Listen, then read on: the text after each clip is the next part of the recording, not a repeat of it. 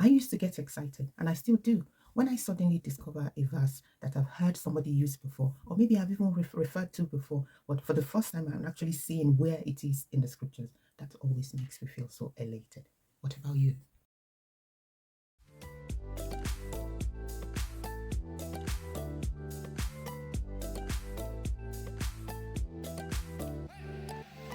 Welcome back to my channel, precious people. And if you're visiting for the first time, you're welcome too.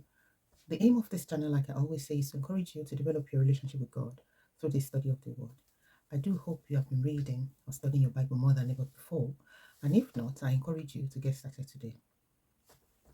I have been able to put out a video for some time now, but I'm grateful that I'm able to make this recording and be with you all today. I hope you've all been very well. And Father, Lord, I just want to thank you for the opportunity to be able to be with one another today, Lord. I pray that what we're going to share today will be of tremendous value unto us and help us to be closer to you in all ways. In Jesus' name, amen. Of course, as it is standard practice as a Christian, when I first became a Christian, I joined a fellowship, and that was back in uni, and I started getting familiar with the Christian way of life. And of course, we all know that one of the key things about being a Christian is the use of the Word of God. And I, I think that I became more familiar with the scripture by immersion. And myself and my friends learned from older or more experienced Christians the way they use the verses or some scripture verses, either in preaching, exhortation, praying, or even actually literally teaching of the word. So really, this is what it was. We were immersed in the Christian community and began doing activities. And before you know it, we were used to some of the scriptures that people popularly talked about or used in conversation and in daily life, as Christians should anyway. And of course, it meant that with time we were also replicating the use of the scriptures the way we learned from people older than us, or people that are around us, or people that have been Christian much longer that we are associated with. I also believe that very many of us Christians would have learned popular verses of scriptures that way. For example, the scripture that says, "My God shall supply all my needs according to his riches and glory in Christ Jesus." In fact, that is a song as well. So if you don't learn it from hearing people quoting it, you will learn it through the song and many other verses like that. As I began to know God a little bit more, I developed interest in personal study of the scriptures, and I started engaging myself in this. And I used to get excited, and I still do, when I discover a verse from of scripture that I've heard being used several times before, but now I'm find exactly where it is in the Bible and for the first time. So as I engage more with the study of the scriptures, of course, I began coming across many more of the verses that I've heard people use, and maybe some that I've used myself. And one of the things that came in addition, came with that is the realization that some of those verses that we use, we actually apply them wrongly to the situation that we use them for. And I'm going to be giving some examples of this. And this is what I really want this to look at in this series. So this is an introductory video on a series where I hope we'll be able to explore the context and meaning of some of the of some popular verses from scriptures. So, for example, there's a verse that we used to say that says, "I have more understanding than my teachers." Actually, let me not use that one. I would maybe a better one to use is the one that says, "The memory of the just is blessed." Now, we as students used to quote that verse as an encouragement to one another when it was getting closer to exam time, that suggesting to each other that we will remember all that we need to remember in that process of assessment or examination, and so sort of use that verse to encourage one another. I think it was after I left uni or much later that I found this verse in the scriptures, and I realized that we had been using it wrongly. So this sort of was part of the things that started me or encouraged me in the journey of personal study of the scriptures, to be able to appropriate or rightly use scriptures that supports actual situation or fit the context in which it is being applied. I know that it is true that the Lord can ensure that we have this kind of experience where we everything we've learned come back to us and we're able to perform excellently well in our studies or in an exam situation. But the scripture we chose to use and stand on as a promise had nothing or has nothing to do with our mental capacity or ability to remember or regurgitate information. And it got me thinking about how many of us Christians would have naturally acquired our Bible knowledge or learned scripture verses. And it is mostly by immersion, by our experience of interacting with other believers, mostly older or that have been in the faith longer than us and so to say, more competent with the scriptures, more competent with the use of scriptures, or more versatile in their study of the scriptures. And so when we interact with these fellow Christians, we are somehow being taught by the process of interaction with them, and we imbibe some of those things. It is almost like learning a language, and for us Christians, the use of the scriptures is significant in Christianity because the content of the Bible is so fundamental to our faith, and we really cannot do without it.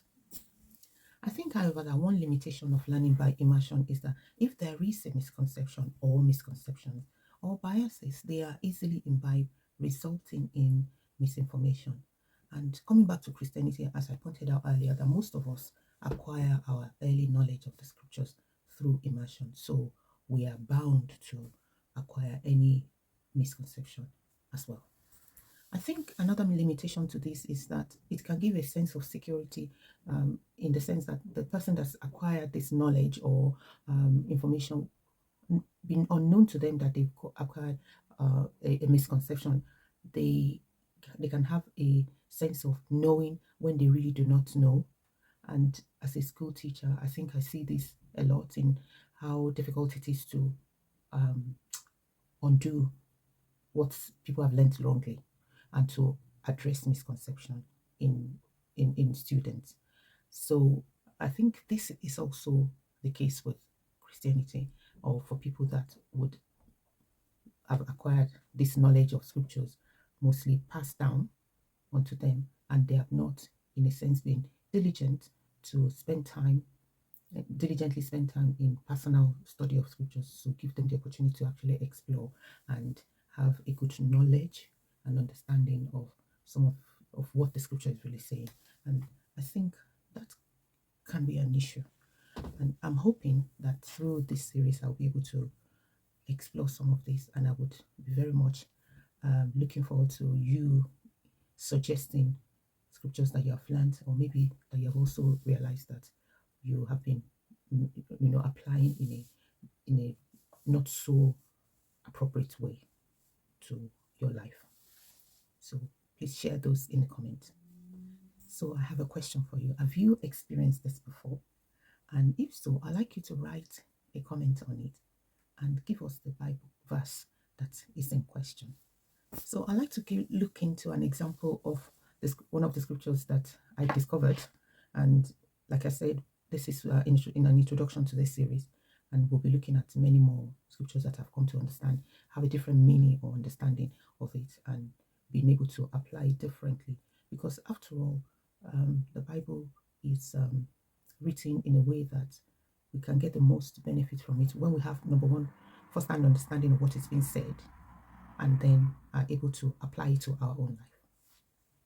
So now I would like to go back and use that particular verse that I said we used to quote and used to encourage one another when it was close to exam time, and say to each other, oh, the memory of the just is blessed, so you don't worry, you're going to do well because the Lord will make all the things that you've learned to come back to your memory when you get into the exam hall. Okay, so you'll be fine. I did not know the following basic information about the verse until I actually discovered the verse myself.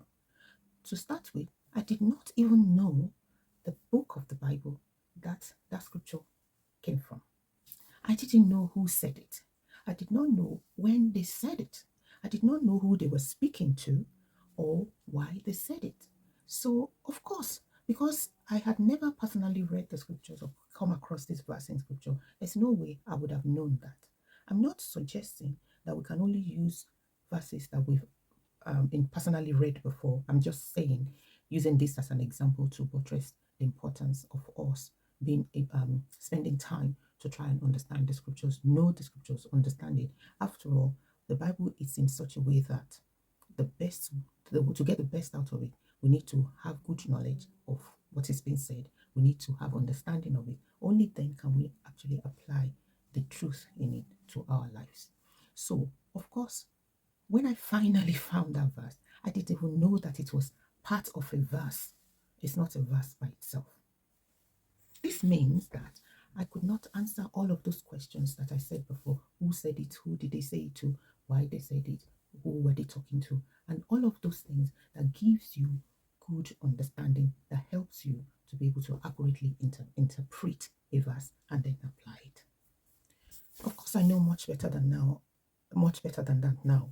And so when you see verses of scriptures, I tend to look at the context of it for good knowledge and understanding, and through that you will then it's not just me, you then be able to have um, the best way to apply it to whatever situation you're looking at, which really is the way we should be referencing the scriptures.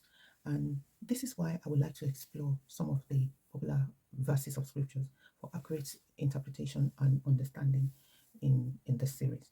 So I would like to look at that particular verse that we used to quote as students. So it's in the book of Proverbs chapter 10, verse 7. It says, the memory of the just is blessed, and the memory of the just is blessed, but the name of the wicked shall rot. So straight away you can see there that just saying the memory of the just is blessed is half of the verse. And maybe even if we had said the whole verse, we may then have been able to see that actually maybe the way we are using this verse is not correct. The way we're applying it is not correct. And the looking even further at the preceding verse, it says, blessings are upon the head of the just, but violence covereth the mouth of the wicked. So, in fact, I think it is the whole chapter there. It's all comparison. And in this particular case, the verse of the memory of the justice blade is like people remembering. It's a memorial of somebody that was just, so that in his lifetime. So people think back and say, oh, that person is done, he did so and so for me, something really good, or maybe the way they live their lives. So they are remembering, and they're remembering them in fondness because of the way they've lived their lives. And that really is what the scripture is saying about there, talking about there. It's got nothing to do with mental capacity or our ability, which is the way we used to use it then as Christian. So I hope this video has been of benefit to you, and if so, I would like you to give it a thumbs up, and also subscribe to the channel, and also turn on your notification button so you can receive an alert when a new video has been made. Until next time, I say unto you, precious people of God, search your scriptures for those nuggets, and God bless.